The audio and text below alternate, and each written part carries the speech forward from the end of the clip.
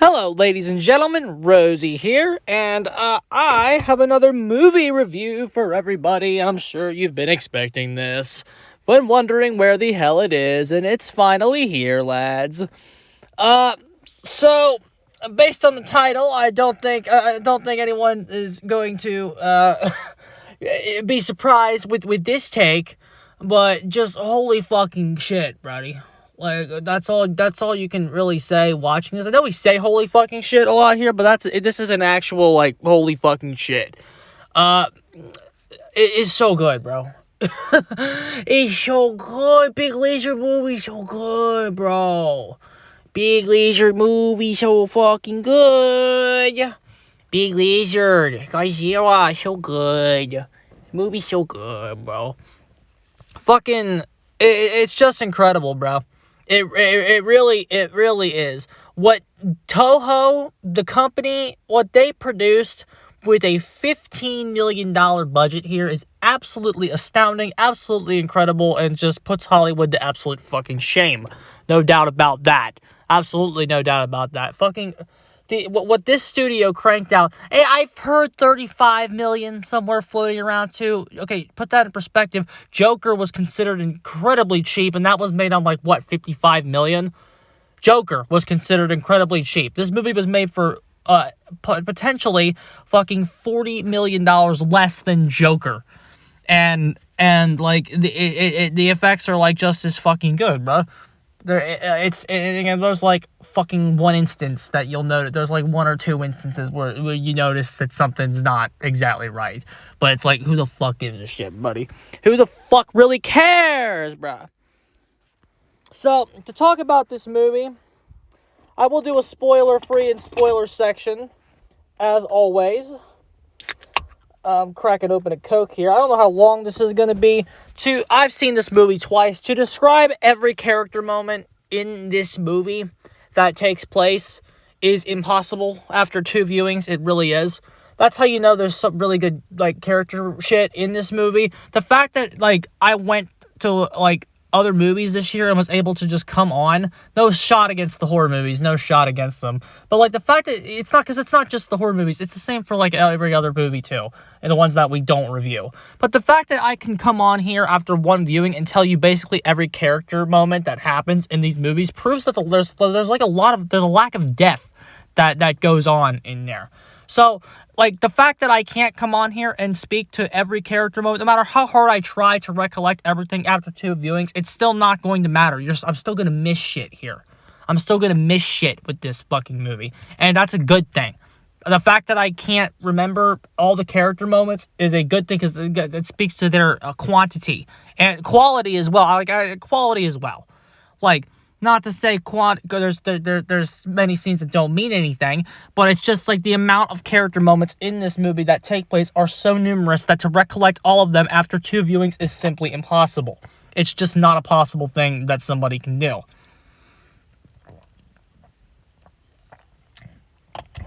So fucking good, lads. So, the very first thing that I'm going to say here is please go see this. Please. I don't advocate for much here, bro. I don't advocate for much. I don't ask y'all to do much here.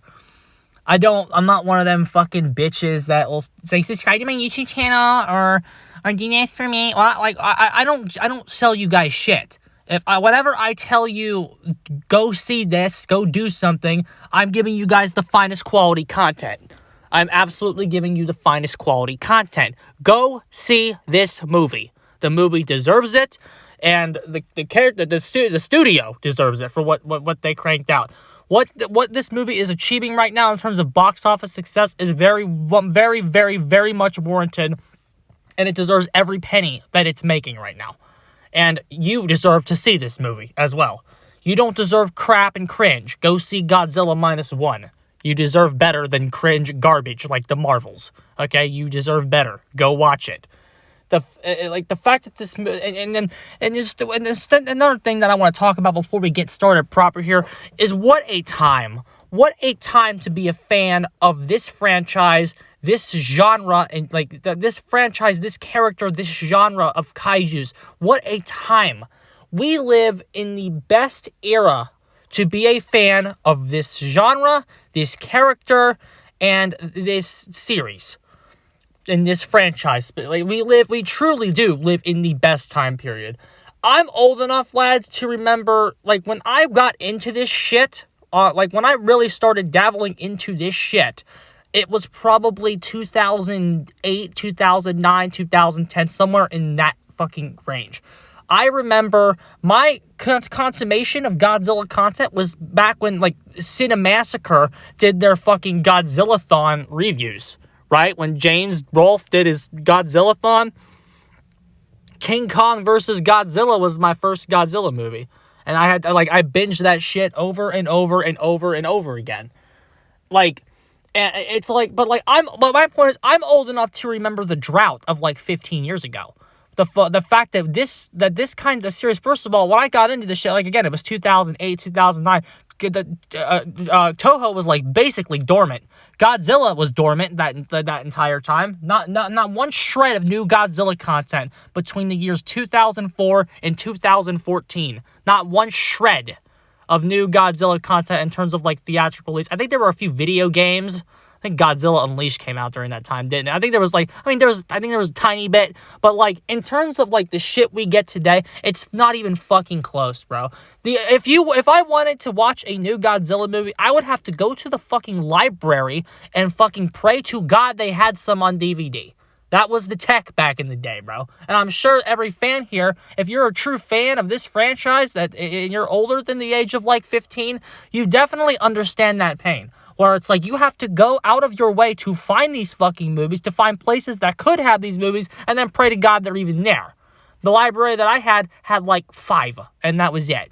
Hope you like Godzilla versus Gigan, because you're going to be watching that over and over and over again. Like, they're like that's the shit I'm talking about. Like, they never had any. I don't even remember the first Heisei era film that I watched. I remember they had Final Wars. That was my second one. And that was a good one because it had so many monsters in it. So, like, you would get your fix with a lot of monsters. Like, when you were a kid back then, it was like, thank God there's a lot of monsters in this one because I can't really see any of the other fucking movies. So, it's a good thing there's a lot of fucking monsters here. I remember Final Wars vividly, and then I remember, I know they had, again, Godzilla vs. Gigan, but that was never available. That was always rented. I don't think I ever got to get that one. And I don't even remember. I think they had Tokyo SOS, but I think that one was never available either. Because they were always out. Like, you had to pray to God that they were even there. So, like, half the time I would go and they wouldn't even be there. I'm sure other fans of this franchise know this struggle. And for this year alone, to get fucking, I know it's not Godzilla, but to get, I know Singular Point came out, I think, last year, and love or hate that, it was content. You got Godzilla versus, I think it was Singular Point came out first, or maybe it was a little after GVK. But then you had Godzilla vs. Kong, which literally resurrected the box office from the dead. As much as you want to, anyone who wants to hate on the MonsterVerse, sure. But like, GVK brought the box office back from the fucking dead, and like it literally did. Like, GVK has a part of movie history before that reason. And then you got GVK in 2021. My bad, I'm stupid. And then you got, I know Legacy of Monsters is out right now. You got the Gamera Netflix show, and then that was actually decent. And then you got -1 swinging right into the next year where we're getting the new Empire, which, I mean, say what you want about that new Empire trailer. The only reason it's getting so much hate is just because no matter what they put out after this movie dropped, it was going to look shit. I mean, I'm not even joking. I mean, to be fair, the new Empire does look kind of goofy, but to be fair to them, no matter what Hollywood dropped after this movie was going to look shit, no matter what they did. Yes, new Empire does not look very good, but it looks like a fun little monster mash, but it came out at the same time that Toho dropped what should win Best Picture this year. That's the difference. Toho dropped a reminder that Godzilla is more than what the MonsterVerse lets him be, if that makes any sense. But again, that's a discussion for another day. But like, my point is, like, you are truly blessed to be in this era for this character. Back when, like, this character went from not being available here in this country, ever, or anywhere, basically. No movies ever got put out here. Like, now you got nothing. This character was never available here, all the way to where we are now, which we are shattering box office records in terms of foreign films. Like what this movie is doing at the box office is unprecedented work, and everybody at Toho deserves a round of applause for what they're doing. And it is proof that the rest of the world wants this type of content. We just want it, bro. It's not even, again, Godzilla -1 is a film. It's not even that, oh, we want the kaijus, bro. Which, again, I think people do like this shit.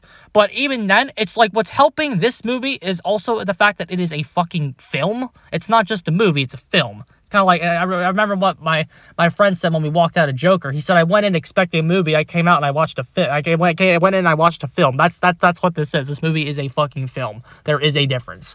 And if you are classy, you know the difference there. You know the difference between a movie and a film. And this is a film. That being said, let's go ahead and get started here with the spoiler-free section. I can't really say much because, again, the spoiler-free section consists of it's movie of the year, go watch the movie. That really should just be the spoiler-free section, and that's it. But I guess I will talk about a couple things in the spoiler-free section. I think we're gonna start with the humans. The humans are really well done in this. Godzilla really isn't in the movie all that much, but if you are a fan of this franchise, you understand that is the norm. Godzilla does not really have a lot of screen time in his own movies. That's just something that you accept. Like, he just doesn't get the most screen time. But again, it's not like Michael Myers' Halloween Ends, where the guy does fucking nothing in the movie. Like, everything Godzilla does in the movie has significant impact, and he's like the shark from Jaws, where he actually lingers over the movie, like, the whole fucking time. Like, it's that kind of thing. They do a great job with Godzilla lingering over the movie, even when he's not on the screen. That's something that's something that's just there, and again, you are used to that if you are a fan of this franchise. So your kids might not like it if you got kids and you're thinking about taking them to see this. Your kids might not like it, especially with the fact that spoiler. This is a small spoiler. It's all in Japanese. This movie will be watched with subtitles. So that doesn't mean you can't go see it for, like, I heard this is a good date night movie. You can take your date to this and like, it's fine. But kids might not be so engaged, possibly not, just because of the fact that it's all in Japanese. They'll have to read their way through the movie, and because Godzilla is not in it as much as, like, the other ones that your kids probably like better, aka the Monsterverse, they might walk out going, it was kind of boring, but that's because they're like 6. In 20 years, they're gonna say it's the best one, because it pretty much is. Music and sound design are phenomenal in this. We were talking about the humans, though. We skipped a little bit. So the humans are really good. Everybody's well acted, but and you need to see this with subtitles. I cannot imagine how bad the English version of this is going to be. Even, like, I watched Shin Godzilla the other day, and for the first time with the English dub on, because that is the only version that Amazon had to offer. And needless to say, the movie lost a lot in translation, from what I remember. You just can't watch like some movies are meant to be watched in the language that they were fucking made in. Like something like a Godzilla versus so-and-so movie. Like, I can watch Godzilla versus Mothra from the Showa era with the dub on. It doesn't particularly affect my enjoyment of the movie either way. With something like this and a Shin Godzilla and the original 54 Gojira, you need to watch them as they were in their native tongue. It's the performances are more powerful and make more sense that way. So I know that may not be everybody's cup of tea, but it is a movie that needs to be seen in its native tongue. If you watch the dub, you probably won't understand it, understand why it's as great as it is, because you'll lose a lot in the performances, I assure you. But again, humans are all good, well acted. They do a great, I'm sure you've heard all this before. They do a good job of making the main characters be the ones you not want to get stepped on. And for a Godzilla movie, I feel like that's unprecedented territory. It really is. Like, even in Shin Godzilla, like, when the Prime Minister gets blown up, it doesn't, you don't really give a shit, because, like, it's just, like, you don't really care that the Prime, like, you'll go, oh, my God, he killed the Prime Minister, but you're not going to, connect with any of the human characters in Shin Godzilla in the way that you connect with the characters in this movie. What they have done here with the human cast is absolutely unprecedented in this franchise. It really is. As a fan, as a lifelong fan, it is very hard to do what they did here, and they did it through the very personal, in-depth storytelling and the personal, in-depth character work that they established with them. They go very deep into the humans' lives and their fears, their psyche, their beliefs, their desires. They go so deep. Like, you really feel like you know these people, and they did a phenomenal job with the human element in this movie. And again, that's good, because you're with the humans for most of this movie. It is that you are with them most of the movie. But it's like something like the anime trilogy can't even fucking hold a candle. Something like the MonsterVerse can't even hold a candle. Something like, again, even Shin Godzilla cannot hold a candle to the emotional attachment you will have to the human characters in this movie with how good of a job they do. It is absolutely phenomenal. Godzilla, we'll switch over to him, looks great. He looks very fucking good. When I even saw the trailer, I was like, Toho eating that Hollywood money. Like, because they get Hollywood paying them a big fucking contract for the Godzilla license and the rights to use the character. And I'm like, wow, they really using that money. And then they really just didn't. It was just their talent. $15 million again. For $15 million, he looks fucking phenomenal. He looks, like, the design that they use for him here is just, it's just fucking fantastic. It was based off of, like, a ride, which I know some fans were worried about that ride's design being used as the design, because the ride design apparently needed some touch-ups. It got those touch-ups. And they took all the good elements and just made them look really good. The way that Godzilla moves in this movie is just, like, you can, like, tell that he, like, the way he moves his head in particular, the way he walks is stiff, but that's normal. The way he, like, stares at the human characters is just, like, I know there's some instances of that in the MonsterVerse, but, like, the way he, like, glares at the characters in this as he chases them, particularly in the scene with the water, the way he glares at them is just, like, you can tell, like, he not only, like, he is very conscious about what he's doing, he's very deliberate in his actions, he is glaring at the people he's trying to get because he fucking hates them. And, like, you don't need to know why. It's just, that's what he does, bro. He's glaring at you, like, just, the way he moves, the way he stares, the way he reacts. He is the antagonist of this movie. And, like, again, and there's still the force of nature interpretation, but still, he is the antagonist of this movie. The way he moves and reacts to the characters around him is just on a different level in this particular movie.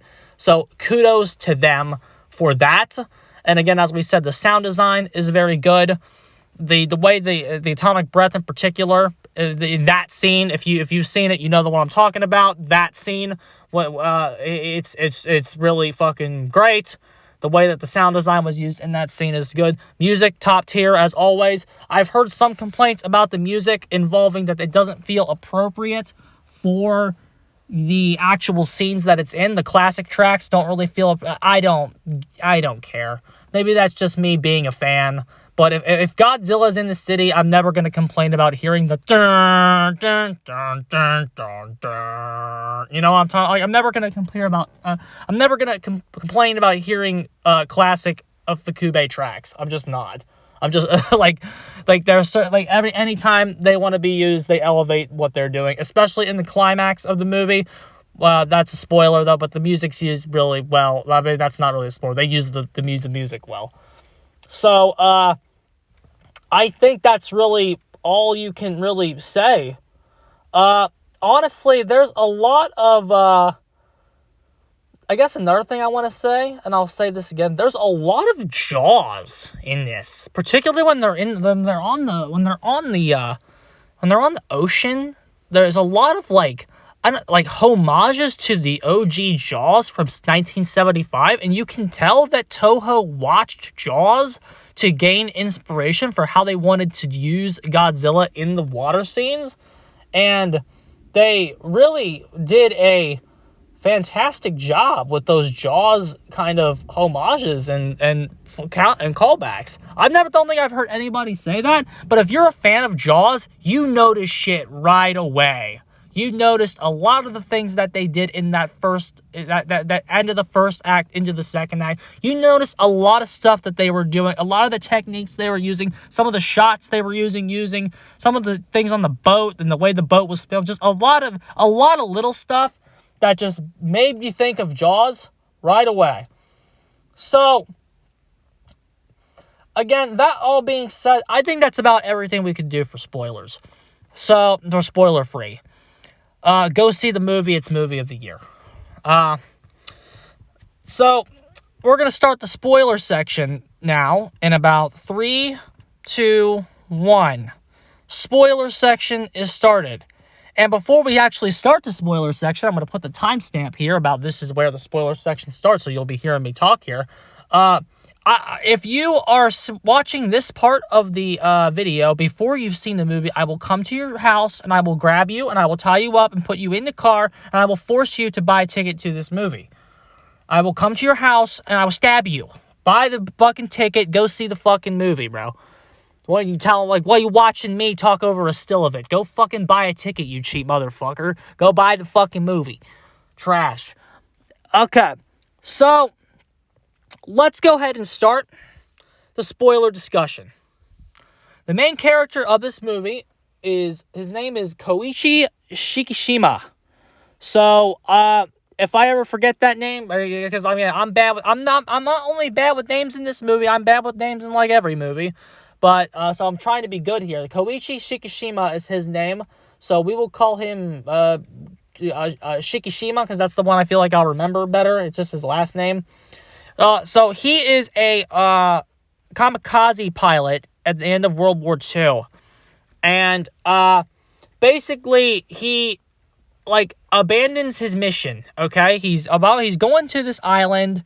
He's going to like the secret repair island to get his plane quote unquote repaired, citing faulty engine in order to get out of actually doing his duty and blowing himself up. Okay? Got it? Get it? Got it? Good.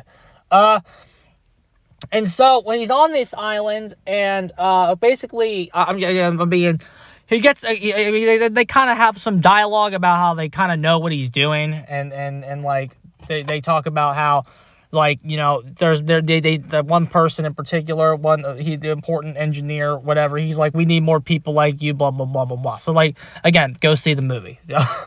I don't even want this spoiler section to be so in-depth. But that night, you actually get to see the pre-existing Godzilla, who is a dinosaur-like creature. He's basically kind of a T-Rex at this point. He basically comes and starts fucking shit up, right? And you get to see, like, the floating fish, because he's, like, whenever he's around, he, like, feeds on radiation and shit or whatever. He actually starts making the deep-sea fish die before he gets hit by the atomic bomb. So I was a little confused on that, but who the fuck cares? Godzilla shows up, he starts wrecking shit and throwing everybody around, eating people. He doesn't actually eat anybody. He, like, bites them and then throws them, whacks them with the tail. And so they all go tell Shikishima to go shoot him in the plane, because he's the only pilot that's on the island. And further showing you the character's, like, isolation, because he's the only one that actually had engine problems, quote-unquote. But so Shikishima goes in the plane and he freezes up and can't shoot him. Like, he's a freeze, if anyone knows what that is. Can't shoot him. And so that results in Godzilla basically killing the entire mechanic squad outside of one guy whose name I do not remember. I forget his name, but he's important and comes back later. So basically, the guy that is spared obviously shits on him and is like, you are a coward, blah, blah, blah, you got everyone's dead, blah, blah, blah, because you wouldn't shoot. Right? Sure. So then he gets they're on the boat heading back to Japan, and then the guy hands him a picture of all the dead people's, like, families, and that's revealed later. So they don't show you that right away. Then they get back to Japan, and here's where you start meeting the other characters in this movie. Shikishima finds out that his parents are dead. That is the first thing. He kind of finds out. He finds that out when he meets Auntie. I'm just gonna call her Auntie. I know she has an actual name, but shit. Akiko calls her Auntie, so that's what we're going with. Yeah, Akiko calls her Auntie, so we're just going with Auntie. Basically, Auntie realizes that he didn't do his duty, calls him a disgrace, etc., etc. Like, she doesn't really like him at first. And it's like all of her children died in the war, just like his parents are dead, and they're like neighbors now, okay? That's the big thing. So like a couple months later or whatever, this is after the atomic bombings, Shikishima goes in the city, and, like, everyone, like, of course, the entire place is, like, completely fucking destroyed. People are, like, barely surviving, like, people hanging food out or whatever. And, like, it's a complete fucking disaster. And this, like, and then, like, what the next major thing that happens is, like, he hears, like there's somebody stealing shit, okay? And, like, the subtitle says, "Stop, thief, look, catch that woman." Okay, so the bitch comes in, the chick comes in, and then Shikishima blocks her path, and then she just, like, freezes up for a second, and then she shoves a baby into his hand and then runs away, okay? Shoves a baby into his hand and then just runs off. So then Shikishima's just sitting there with this baby, and, like, you can tell he, like, doesn't really know what to do. He's just sitting there kind of like he has this weird face, because the girl needed to get away from the people trying to chase her, and Shikishima was blocking the path, so her response was to just throw the baby at him and kind of run off, because he really wouldn't know what to do with the baby, right? So he's sitting there holding this baby. He actually ends up, like, putting the baby on the ground, and then he actually walks away from her, and he looks back at it and just can't bring himself to leave it. Right? So he picks the baby back up and is just sitting there for a little bit. And then he eventually just, like, well, fuck, I gotta go home. So he's starting to, like, just carry the baby with him. And then the girl's right there. Okay? And then she takes the baby back. And he's like, finally, what the fuck are you doing? He's like, what the fuck are you doing, essentially? And we find out that the girl's name, when we get back, we'll just start calling them by their names now. The girl's name is Noriko, and the baby is Akiko. Okay, what's going on here? So it's like he feels bad for the baby, and so he ends up Noriko's like, why didn't you just leave the baby on the ground? And he's like, I couldn't leave her in a place like that. So, like, Noriko kind of sees that as an invitation to kind of follow this guy, because she feels that he cares for the baby, right? So she just takes it as an excuse to kind of, like, follow him. Okay, so they get back to his house, and he agrees to, like, make them dinner, but she has to leave as soon as she's done. And so they start talking. That's when he finds out that Akiko is the baby's. Like, Akiko and Noriko are not related.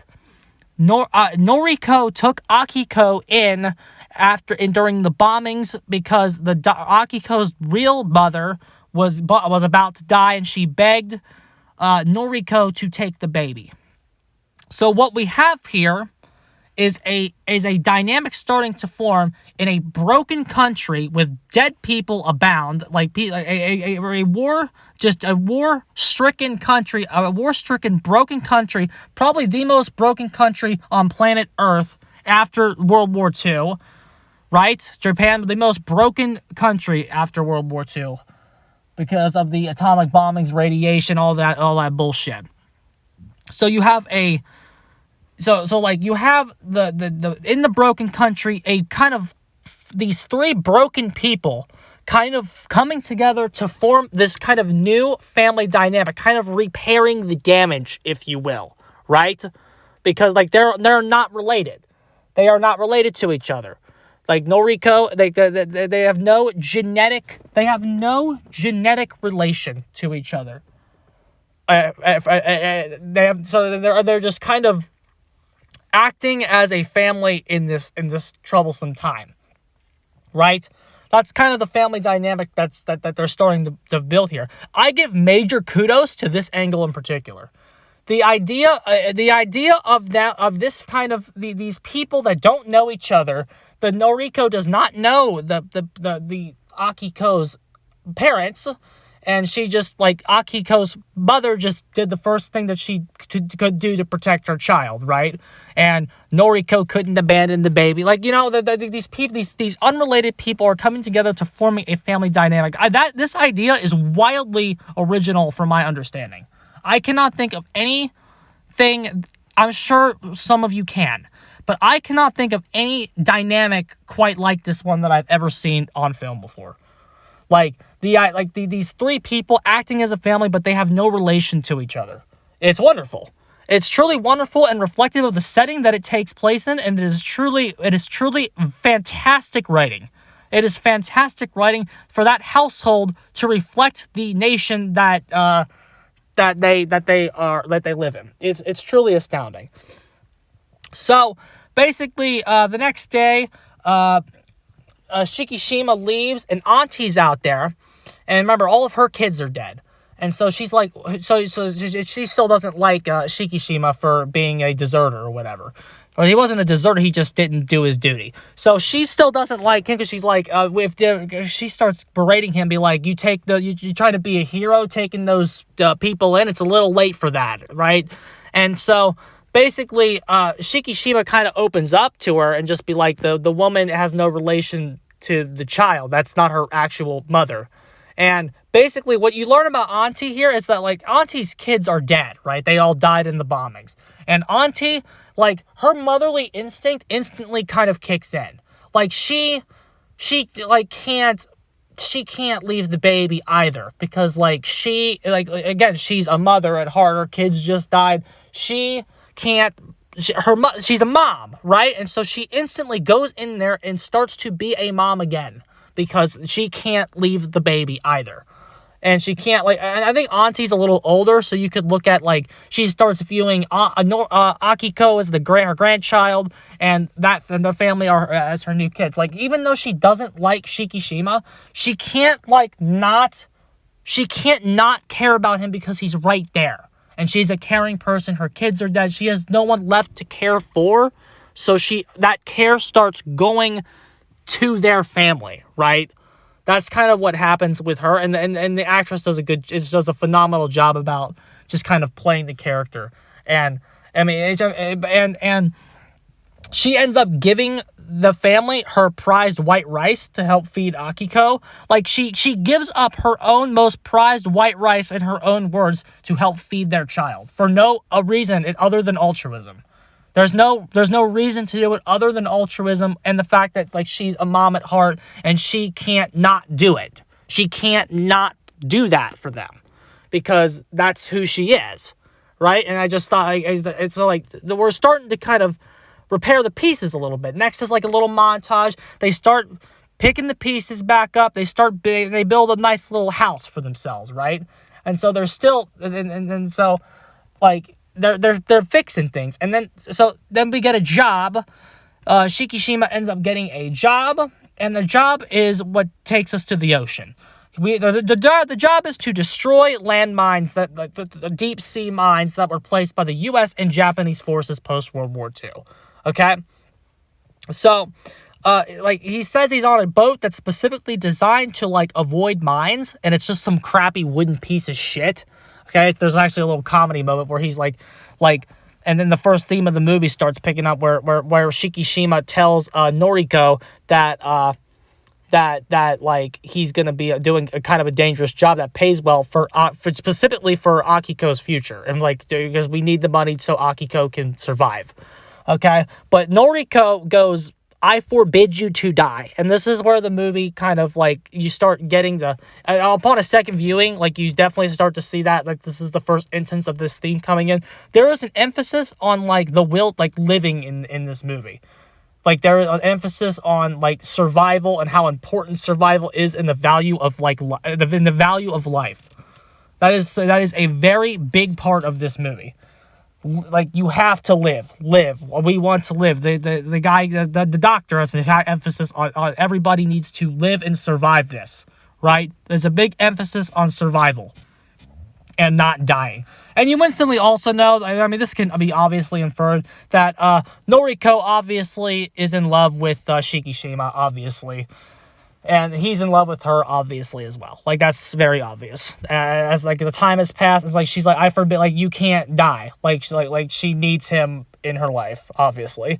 So like, you start doing that. But then we get to the job where he's on the ship, and you get to meet the doctor. I don't know his name. The doctor, the captain, and the kid, or what? Like, those are their nicknames as given by the captain of the ship. The doc, the captain, and the kid. Again, all three of them are fantastic. They're all three really well. They're all three really well written. They all have their unique role to play in the movie. And there's a lot of things that can be inferred about kind of each of them, right? So the doctor, like, designed naval weapons during the war. And so he's kind of leading the whole mission there to blow up the mines. The captain's the one who's, like, running the ship and working that part about it. And the kid is, like, his, like, understudy, it looks like. So they're kind of working together, and they've been, I guess, like a fishing boat or whatever. So they're kind of running the whole shebang. So Shikishima joins them, and they start blowing mines up. And he proves he's a really good shot. Like, he goes out there and he hits the damn thing on the first try, right? And then there's a part where, like, the kid ends up triggering Shikishima because he says the kid wants to, like, prove himself because he is the only one there who, like, there's an emphasis on, like, how he wants to, like, prove himself and defend his country. So there's kind of a part of him that wants to go to war. So he says something like, if only, like, is it because I'm not a veteran? If only the war had lasted a little longer. And Shikishima grabs him and goes, you better not have, like, meant that. Like, he gets really pissed. And then the captain goes, baka, and then he smacks him on the head. He kind of Itachis him, right? If anybody knows Naruto, he kind of Itachis him to his Sasuke and just kind of baps him on the head. That was pretty good. Okay, it's at this point where I start losing, like, memory of every scene that happens. But Shikishima starts having nightmares about Godzilla. And he has two massive ones during the movie. But he starts having these episodes where he starts having massive PTSD, massive, like, survivor's guilt, where he starts, like, asking if Noriko and Akiko are even real. Like, he starts having these manic breakdowns, and Noriko has to, help him through it. And the way she, like, holds him and caresses him when he's having issues is really well done. He has these episodes about, like, everything that's been going on, and it's all really good stuff. There is a dream sequence, which I don't like, but the dream sequence is like fucking 10 seconds. It's not too long, and it's a good excuse for Godzilla to show up on the screen again for like another second as we're doing the character work. And again, it's like 10 seconds long. 10 seconds long of a 2-hour runtime. It's not like a Rob Zombie 20-minute dream sequence. And they also, like, the character work is fine. So it's not like they're using it as a cop-out. They're using it as supplementary, and that's fine. So I'm trying to think of anything else that I'm missing here. I think he's got the big survivor's guilt there. And then after that, after that scene of, I believe it's like slightly after his first scene of a meltdown or whatever, you're getting this intense character moment there, and then Godzilla's hit with the bomb. You get the big famous the black and white footage of the bomb blowing up, and there's this big dust cloud. Very famous, like, bomb footage. I'm sure you know the one. If you've seen, like, any of these movies, I'm sure you know one. There's that really famous nuclear bomb test footage. Well, they kind of recreate that, and then you hear Godzilla's roar, so you know he was hit by the bomb, and so now you know he's Godzilla. So basically, what happened was, they're basically, like, Godzilla's mutated, and he starts destroying U.S. warships on his way to Japan, and so that starts making, like, the news, right? Like, whatever. Like, the government knows something's out there. And the U.S. can't do anything about it and can't help Japan. Like, it's clear that Godzilla is out there and heading for Japan, and everybody, like, knows it. But the U.S. can't do anything about it because any military action taken by the U.S. will be seen as a threat by Russia. This is set during the Cold War. So basically, the U.S. tells Japan, you're on your own about this. We can't do anything about it. We know it's coming. He's destroying all of our ships. We can't do anything because it'll raise tensions with Russia. Which I've seen people like the Critical Drinker argue that it could have been the U.S. could have seen it as a thing to, like, collaborate with Russia to take down Godzilla. But again, Russia at that time was being run by like a dictator that you couldn't really like. It was tough to like reason with like Joseph Stalin, bro. So like I understood why they kind of went with that angle as a means of shutting the Americans out of the plot, because again, this is a classic Godzilla versus Japan story. American intervention here would have not been appropriate for this story. In Shin Godzilla, it was a little bit more appropriate. That's like and like what they were doing, because like it was an actual like they wanted to demonstrate the power of that kind of Godzilla and the fact that like they truly needed a different kind of solution to defeat him other than military might. So like the only way, so to do that, like get the Americans in there and get them defeated, right? So that's why they were there. But the U.S. intervention in this movie would not have been appropriate. So to write them out of the plot was a good thing. That you could argue that was a lazy way to get rid of them, but I think it works because again, I just think it's the best. Oh, by the way, that footage is called the Operation Crossroads. That's the nuke that mutates Godzilla. So basically, it disguised as the only one that gets told about what's happening is the Doc. So the Doc brings them all on their crappy wooden boat out to the ocean. And here's where you start getting Jaws kind of homages. Like you start getting Jaws shots of the boat. Like there's a shot that's very similar. So and the boat actually kind of looks like the orca a little bit too. And just the way it's filmed, it kind of looks like the orca. Basically, what's happening is they know Godzilla's coming. So the Doc, Shikishima, the kid, and the captain are tasked by the government with fucking stalling Godzilla into the next naval ship. The next Japanese Navy vessel is able to get back, right?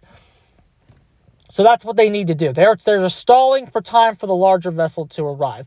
So you start seeing the fish pop up, so Shikishima instantly knows Godzilla's here, right? He starts knowing Godzilla, so they go into his big spiel about what he is and shit. And then more fish show up, so they start saying, shit, he's here, we gotta do something.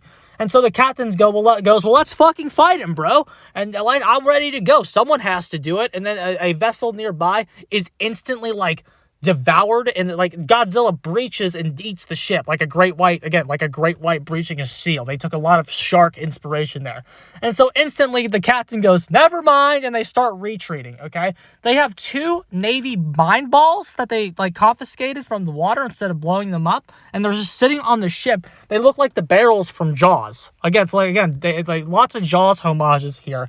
And you get more. So, like, Godzilla starts coming forward and chasing them with his, like, again, his head is, like, above the water, and you can tell he's staring at the vessel. The advantage of CG over the rubber suits is you can really, like, show what the monster is looking at in a much more, like, like you can show it much better and see what the monster is. So like the way Godzilla's eyes kind of like, I don't want to say cross, but they kind of like, they make both eyes like come a little closer together to demonstrate that he is clearly tracking that thing that's way smaller than him as it comes closer and closer to his face. I really like the way they used his eyes here. And so they dump a mine out and they blow it up, no effect. Of course, Shikishima shoots at him, no effect, of course. And then they actually drop the next naval mine they got. It actually lands in his mouth, okay? And it's like hanging out of his mouth, kind of like in Jaws, where the Jaws sharks got the canister. And they actually shoot it. Like, they actually Jaws him. They smile, you son of a bitch him, right? They blow him up, and then you can see a very visible wound on Godzilla's face, okay? His entire face was like kind of blown up by that, but it instantly regenerates, okay? That mark that Godzilla takes is very clear and visible for the rest of the movie. He gets a permanent scar by that, demonstrating the fact that he is vulnerable from the inside, which is a plot point that comes up later. So he's got that permanent scar, that permanent reminder that he is vulnerable on the inside. It actually adds to his design to have him, like, he kind of has like a joke. You want to know how I got these scars? Like, it's actually a really unique look for him. But, so, when it looks like they're totally fucked and they run out of weapons and they're about to get hit, he's about to get them, the Japanese naval ship shows up. And it starts fucking shooting at Godzilla, who, of course, he fucking gets hit over and over again. And there's a reason Godzilla takes so much damage in this scene. You might look at it at the first time and go, why is Godzilla getting hit and taking so much damage? And we'll get to that in a second. Because he gets hit a lot. He gets hit by a lot of shit. His face is actually completely burned at the end of this scene. But basically, so Godzilla gets hit by missiles from the fucking aircraft carrier. So he goes over and just fucking decimates it, okay? The shot was in the trailer. He comes up and then bites the ship, okay, tipping it over. There is a visual effect. There's like an effects error here where Godzilla comes up and all the water's hitting the ship, right? And he tilts the damn thing, and then the ship tilts, and you can see that everybody that's tilting on the ship is completely dry. Again, it's a blink and you'll miss it moment. So if you want to really nitpick the fucking $15 million blockbuster, you can go ahead and yell at them for that. Because he gets everything wet, and then he tips it, and then everybody's dry. So if you really want to yell at the $15 million Toho movie for that, you can go ahead and yell at them. Because it's an inconsistency. But that being said, if you're an intelligent viewer, you're engaged with what's going on, so you don't fucking give a shit. But anyway, so Godzilla, he shoots at him again, and he gets fucking pissed, and he fucking, like, rams his hand into it, and he just tears the entire thing apart. Okay? But then it shoots at him again as it's being, he doesn't really tear it apart. He just breaks off, like, parts of the guns. Then the other guns shoot at him, like, 60 times, and he gets knocked back into the water, okay? And then he goes under the ship, and he Godzilla versus Kongs it, if you know what I'm talking about. And he atomic breaths it from the ocean and shoots it up in the air, completely blows the ship up. So, of course, our main characters are just fucking flabbergasted at what they're seeing here. It's like, this is fucking ridiculous. The scale of the character is just impressive. It's like, you always got to have those moments where your human characters just fucking have awe at the kaijus that they're seeing. And they did a really nice job with this here scene.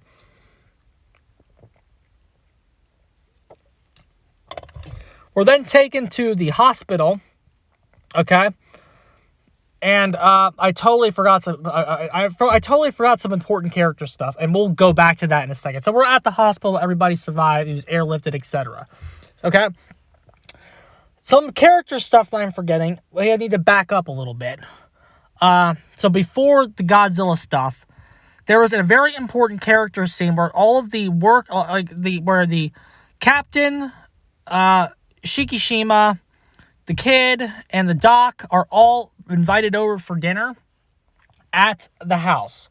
Okay, the captain takes a liking to Akiko, and he's shown playing with her and shit, and he's sitting on his lap, and he clearly you see that he likes Akiko. And then Noriko's making them all dinner, giving them all tea. The doctor takes a picture of her, right? And then the captain said, she says, "Wow, you look great." And he takes a picture, and then the captain goes, "No coveting, she's a married woman," right? And then Noriko says that she's not a wife, right? She laughs and goes, "Don't be silly, I'm not a wife." And then she leaves the room, okay?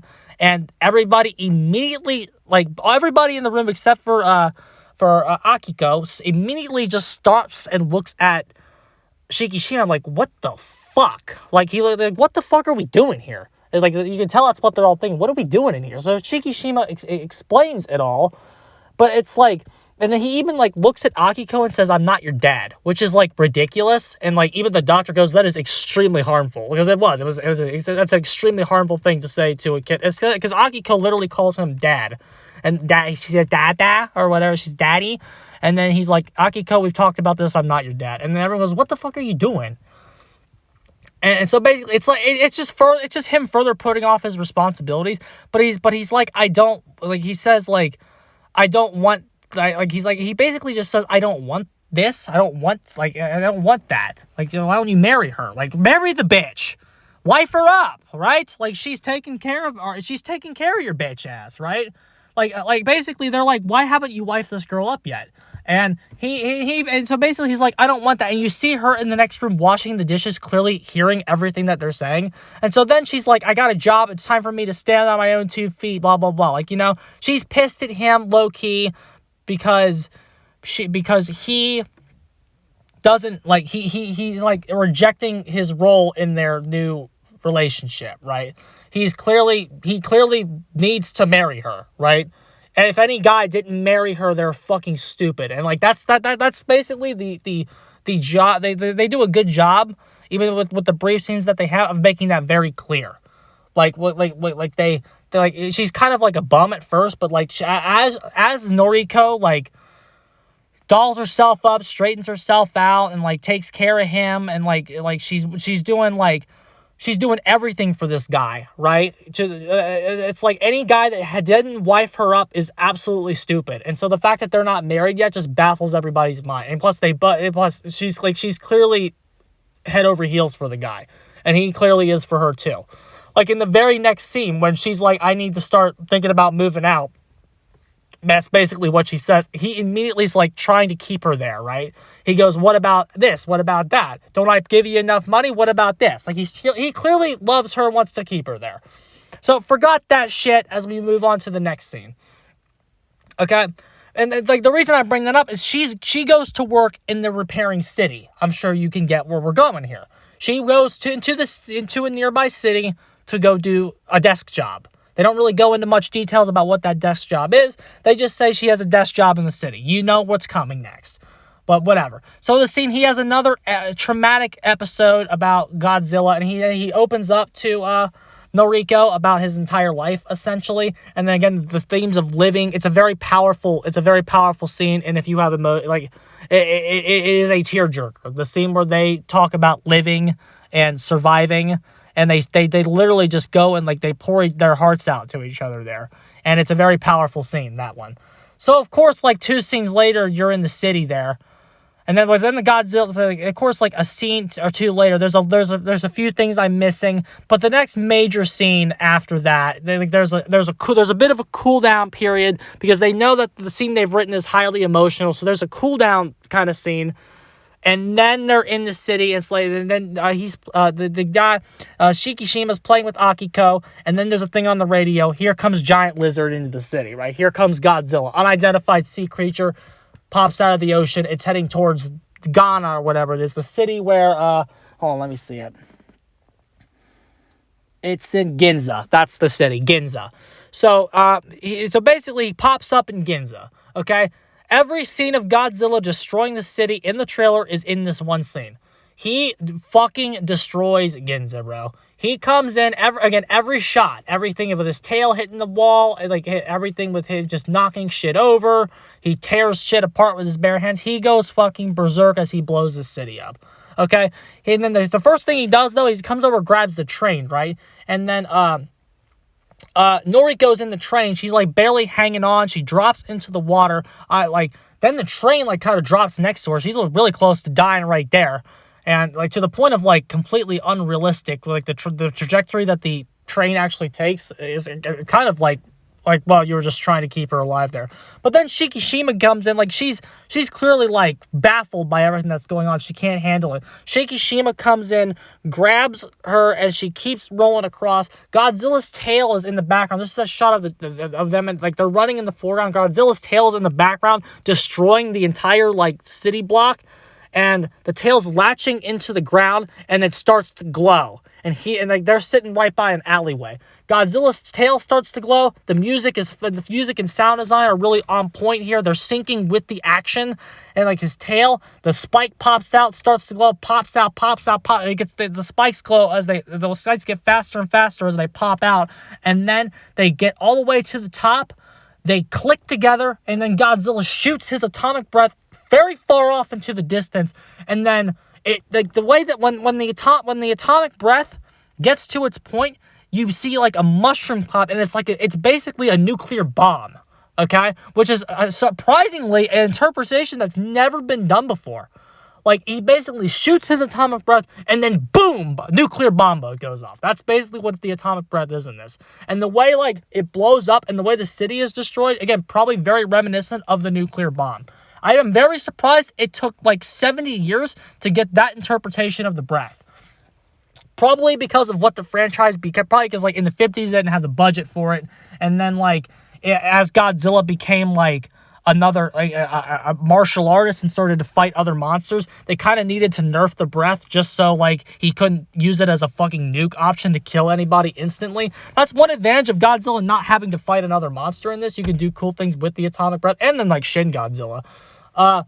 But so he shoots his atomic breath. Again, it's like a nuclear bomb. It detonates in the distance. And Noriko pushes Shikishima into the alleyway and is like she's blasted by the atomic breath. So like she's fucked. She's dead. Right? And then instantly just like that. And then the movie just kind of slows down for a second. There's like after Noriko's blasted, the movie just kind of slows down for a second where like Shikishima comes out and he goes like, Noriko, right? Like he's like this in denial about the situation. He's looking for her, in denial about the situation. And then the camera pans over to Godzilla, who's just like, he lowers and then raises his head. Like you get this moment with Godzilla where he just like lowers his head and then he raises and then stares at his work, and then he just stares at the mushroom cloud for a second. You see how big the mushroom cloud is in comparison to him. Like how big he is, and then the mushroom cloud in the distance that he created is just huge. So he's sitting there and like admiring his fucking work for a second. And then he does the roar in triumph, like he stretches out his arms and just roars from the trailer. Like he admires his work and roars, and then and then Shikishima, after Godzilla roars in triumph and starts to walk away, Shikishima drops on his knees and like acid rain starts falling from the sky, and he just starts screaming like a lunatic. Fucking fantastic. Like what the fuck? What is this, a Godzilla movie? Holy shit, that's way better than it should have been. The main antagonist of the movie kills the main love interest of the movie, immediately roars in triumph at his actions, and then the main character falls on their knees and screams in agony. And that's in your Godzilla movie, bro. That's in your Godzilla movie. Like, that is absolutely fucking phenomenal stuff. One of the, like, that is, like, that, and I guess, that is that scene. The scene where Godzilla destroys, Ginza, and he destroys Ginza and then blows up fucking Noriko, and is one of the best scenes, if not the best scene in this franchise's entire history. It is absolutely phenomenal and sets the stage up for the rest of the movie. It probably occurs about at the midway point too, a very successful formula that was started by Shin Godzilla, with Godzilla at the midway point kind of splitting the two movies with a demonstration of power. That is I don't want to see them do it too much, but like reusing that particular, because one of the best strengths of Shin Godzilla was that format, where it was like, the first half of the movie, they're all completely inept. Then, the government's completely inept at stopping him, right? And then Godzilla unleashes his power, and that kind of splits the movie into, like, we need to get our fucking shit together. And that's what they do in the second half, where they start, like, the community of people starts working together, kind of what the government in Japan should have been. Like, that's the whole Shin Godzilla commentary there. But basically, like, that sets the stage for your second half of the movie, where Noriko is fucking dead, Akiko's going, where's mommy? It's like fucking bullshit, bruh.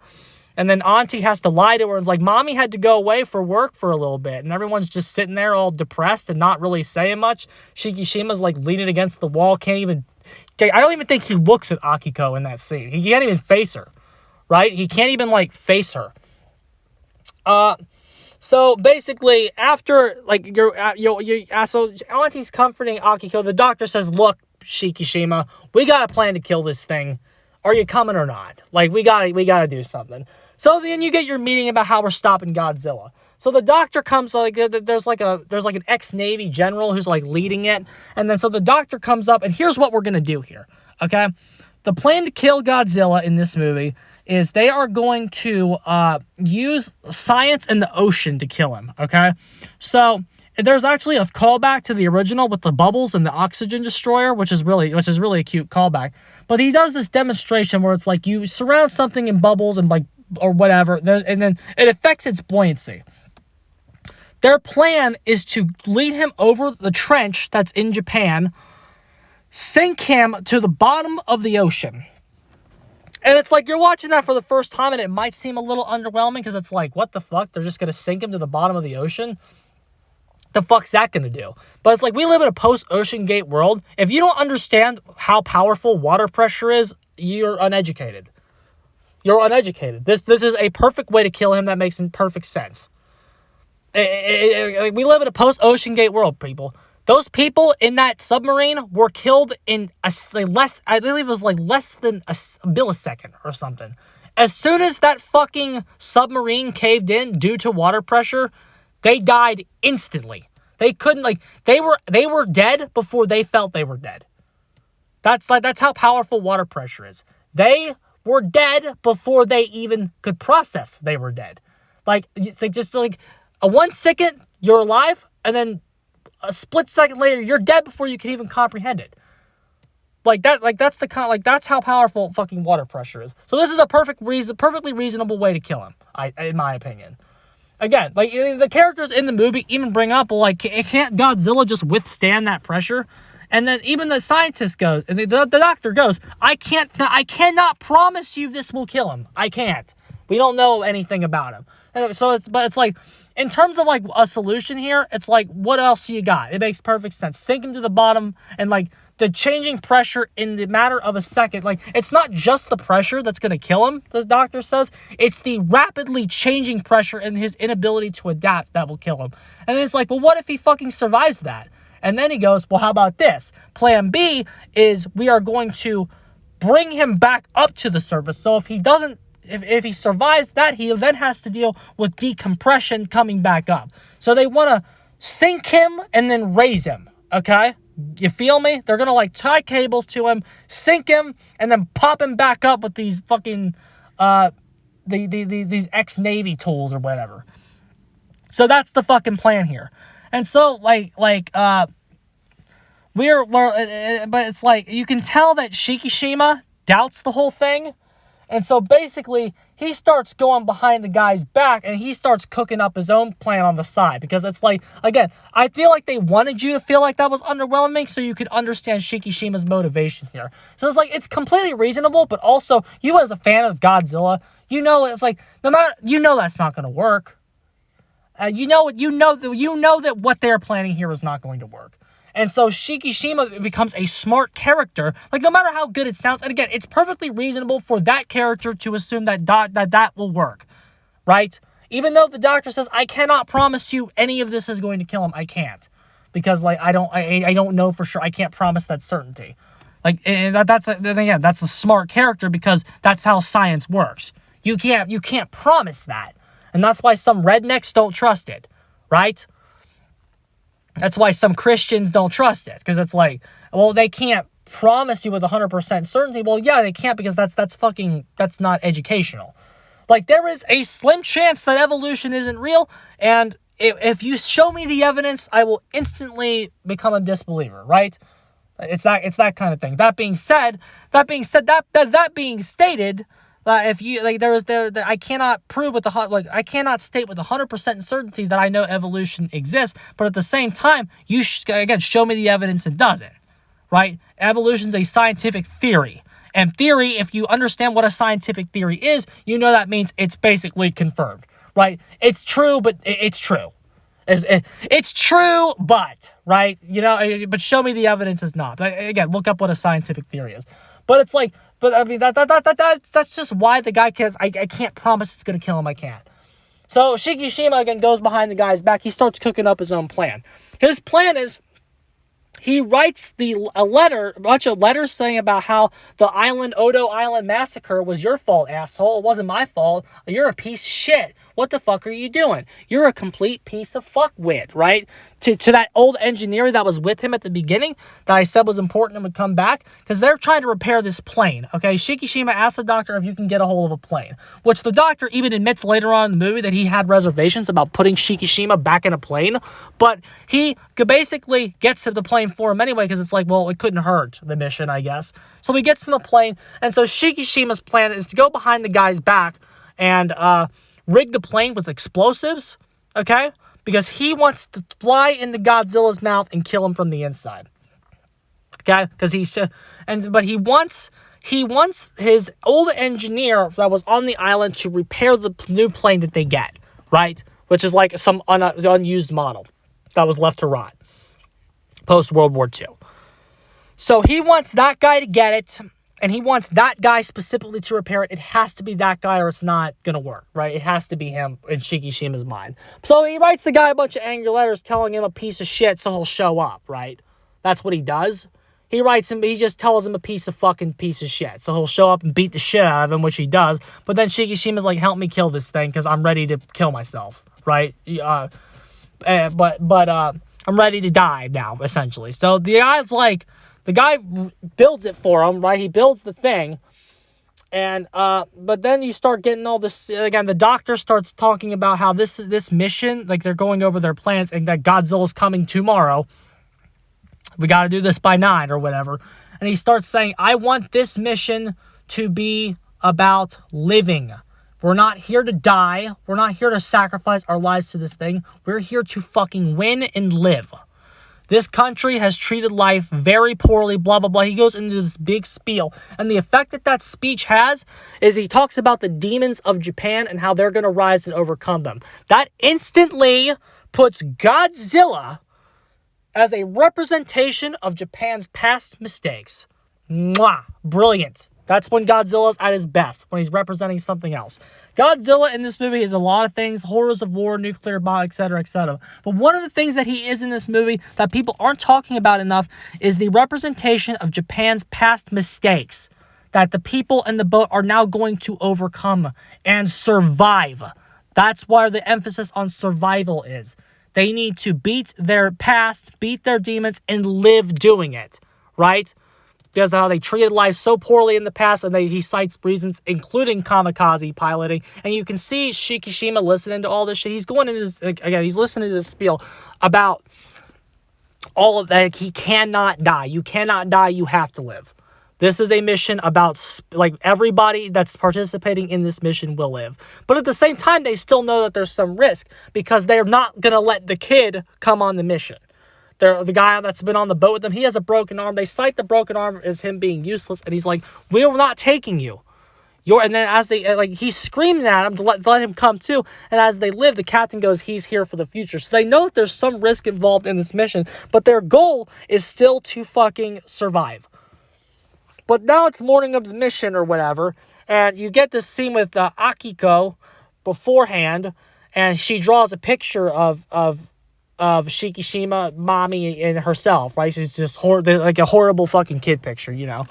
So basically, like, he says he's ready to do whatever to protect Akiko's future. He basically writes a letter to Auntie, giving her a bunch of money, says take care of Akiko. So, like, he wakes up planning to die or whatever the fuck. And so he goes over, goes in and gets into his plane. Like, they have a speech, and then the guy says one more thing, and they don't tell you what the one more thing is. Or whatever.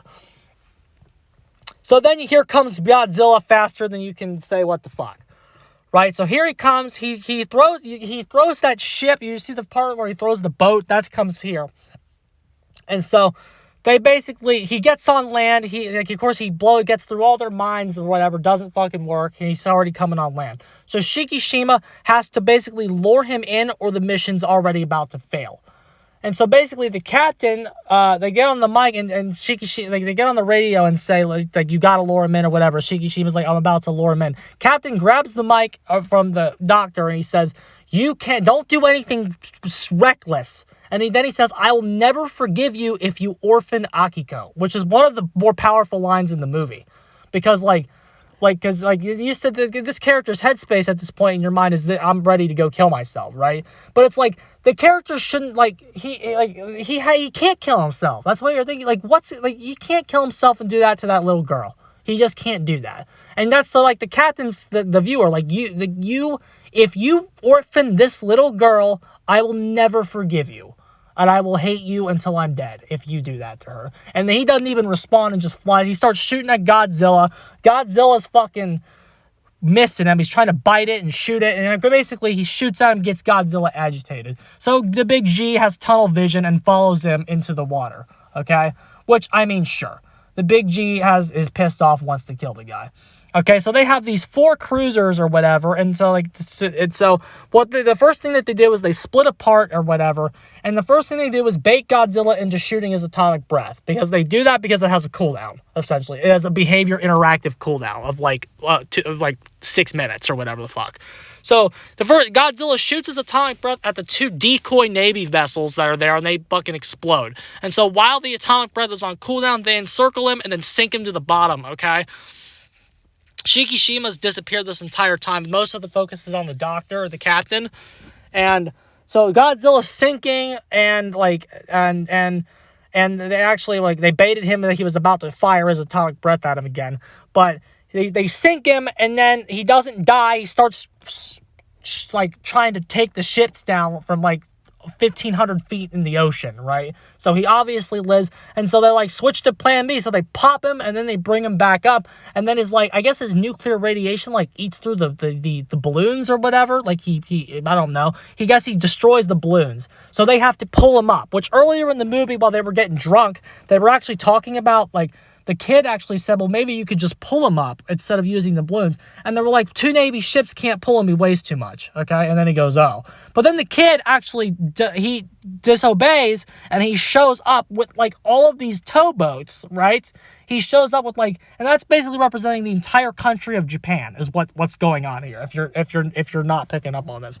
So that Godzilla is the representation of all of Japan's mistakes. And then basically a representation of the people of the future here. Now, because again, they said, we leave you to the future. He brings the future with them, right? And the whole country of Japan tows the big G up, right? They tow him up, and he's at this point, he's not dead, but he's very dizzy, right? He's really you could tell he's disoriented, but he's alive. And the problem is his atomic breath is off cooldown. So he's about to kill you. That's what's about to happen. And then Shikishima comes in to kill himself but they revealed that the extra thing that the engineer told him was that they added a fucking seat into the ejector. He pulls it out, and he lives, and the kamikaze attack into Godzilla's throat works, and he falls apart. Right? I have one issue with that. There's one issue I have with this. This is my only complaint with this entire movie that I feel is actually legitimate. The idea of Japan's future working to beat its past should not have ended with a kamikaze attack, even if the guy lived. The idea is that he survived, and he pulls the ejection, and he didn't actually kamikaze him, you guys. He lived. Okay, but if he did kamikaze him, Godzilla would have still died. Also, Godzilla doesn't die. Okay? Of course not. They could have saved the explanation for how Godzilla lives for the next movie that they're doing. Because I'm sure they're doing one. But in this movie, let it stay that he's dead. But because that makes this movie more powerful as a result. But the fact that the fact is, if Shikishima had stayed in the craft, Godzilla would have still fallen apart. So a kamikaze attack still would have killed it would have worked, right? So even though the idea, I guess, was Japan's added value of life. They built the seat ejector, bro. They built the seat ejection. But it's you also showed the fact that another reason they used the kamikaze attack was they showed that the character was ready to die at that point. They showed that he was ready to fight for Akiko's future, and that was worth laying down his life for, to kill Godzilla. But still, if he had died, Akiko's future wouldn't have been very good. Because then she would have to be I never met my parents, and then I had these step-parents who I also didn't get to meet. I could see Akiko's therapy bill being out her ass. Having to talk about this shit, right? So it's you wouldn't have done the child much favors by being dead. So and again, the kamikaze attack would have worked. If the engineer did not build your craft, the kamikaze attack wouldn't work, which flies in the face of the entire message you're saying, right? But again, that just, for me, did not work because of that representation. So that is one complaint I have with the ending. Other than that one detail, which again, I do think that criticism is legitimate and probably lowers the movie to a 9.5 out of 10. Like, again, it's not that big of a deal. Just that is a criticism that goes slightly beyond a nitpick. Is that how that kind of flies in the face of the theme there at the end? But so Godzilla breaks apart. Everyone's congratulating him, and then you see Auntie, who comes over, starts slapping him, and then he gives, like, "What are you doing, asshole?" And then he gives her. She gives him a thing. A telegram was delivered to her before Godzilla dies. You see that, and then it's like the big reveal at the end of the movie is that Noriko is actually alive. Noriko survived the atomic breath blast and is alive. And you see her at the end, her eyes taken out, and she's like, and then she asks him, "Is your war finally over?" Which, again, after she was dead and they were getting drunk, the fucking, I mean, I've missed scenes because there's too much to talk about, but I'm trying to hit all the big ones. But the captain yelled at Shikishima and was like, "Why didn't you marry her, you fucking dumbass?" And then Shikishima basically said, "Because my war is not over yet." That's what he said. And like, basically what that line really means is that his mental state isn't good enough because he feels like he's still trapped in the war. He's not ready to move on with his life. Okay? But so the line that she says is your war finally over is basically her asking him to marry her. In which he instantly says yes, falls into her arms, and then cries. Okay? And then you see the kicker, which is like, because again, as a G fan, you're sitting there going, how the fuck is she not dead? The kicker there is that she's got this horrible fucking black burn on the side of her that actually grows as he's holding on to her. So there's some kind of catch there. There's some kind of catch there with the fact that she's alive, and she's like, she is, that they will touch upon that in a sequel, I'm sure. And then the last shot of the movie is Godzilla's heart as it regenerates, as he slowly starts to come back. So basically, the plan did not kill Godzilla. It left his heart at the bottom of the ocean. It will start to regenerate, and he will be back in the next movie. And that is Godzilla -1. That's the movie. Absolutely fantastic work. I know I just kind of complained about the ending. Again, that's one tiny complaint because it didn't entirely smash the home run box in terms of the ending. But other than that, perfect. The movie is perfect, with special shout out once again going to the atomic blast, the atomic breath scene in the city of Gizmo. Absolutely wonderful stuff. Absolutely wonderful stuff from this movie. This is not just a kaiju movie, this is a film. And a good film. Something that defies and breaks all expectations of what this genre can be. This is truly, again, if you're a big fan of Godzilla, you already know that. But this is just another example of how this genre can produce some of the most wonderful movies of all time. And this is a top 3 Godzilla movie. Where you put it, I don't know. Because it's hard to move the original from number 1. But I honestly, fight me, I think this is better than Shin Godzilla. And I honestly don't even think it's very close. I honestly do not think it is very close. The amount of character shit that's done here is significantly better than the Shin Godzilla stuff. Because Shin Godzilla is more of a political commentary than it is like that its characters are designed to be human beings. It's more of a political commentary, and that works. That works too. It's great, but it's like in terms of what hit harder for me, it was easily this.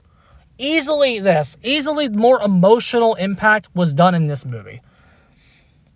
That's how I felt about the original too. There's like.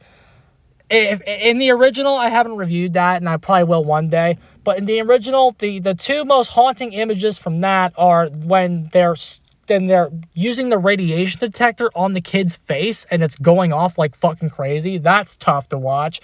And then when the kid shrieks "Mama," if you know what I'm talking about in the OG. I still think that shit got, like, I remember watching that and just like bawling. Like, watching the kid's mama scene was fucking horrible. And like, the way they wanted it to be. Like, so I don't think anything topped that. That being said, if you, like, I was more emotional the second time watching it than the first. Because, like, when you're first, there's a certain level of excitement there. Because you're into what's happening in the movie. And you're curious about what they're going to do with it. But, like, the second time where you know all of that, when you know when like, I don't want to say the excitement is down, but when the unpredictability factor is gone, that's when the emotions really start to set in, and the human scenes have a little bit more emotional weight behind them. Honestly, again, if you don't believe me and you've only seen it once, go back and watch it again.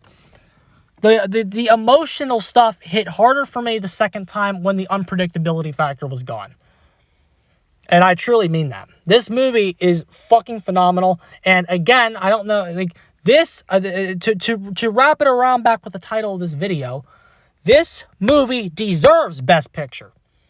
This movie 100% deserves Best Picture this year. Nothing is even fucking close.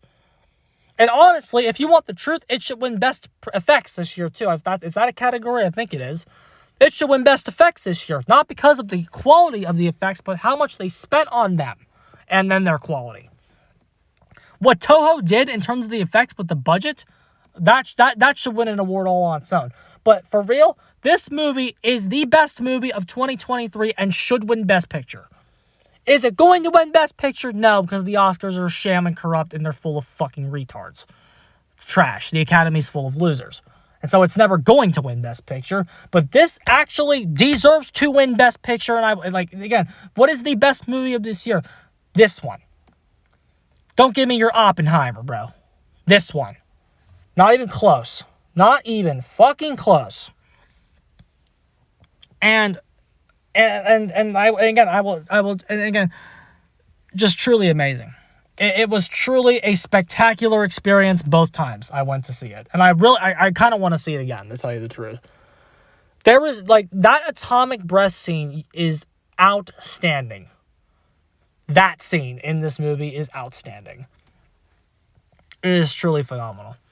That being said, I think that's all about I got. And I don't want to drag it any longer than it has to be due to the fact that, I'm sure this is already long enough. So that's about all I got for this movie. Fucking phenomenal. And I want to know what you think about it, lads. Tell me in the comments. So that being said, GG's, I'm getting the hell out of here. And go see this movie. And go see it again. Give it more money. It deserves it.